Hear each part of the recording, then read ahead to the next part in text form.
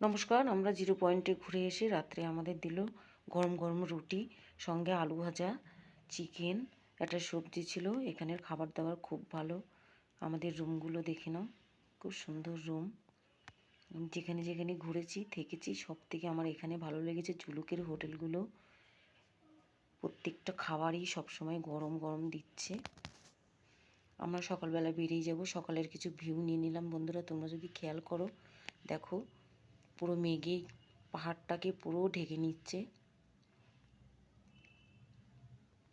একটু ভালো করে ফলো করলে দেখতে পারবে।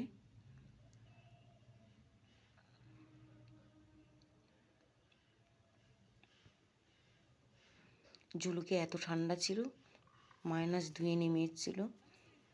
এই ভিউটা দেখো, ওই যে ধোয়া ধোয়া দেখতে পাচ্ছ, ওখানে স্নো পড়ছে। ওখানে আমরা গতকালকে গেছিলাম। প্রচুর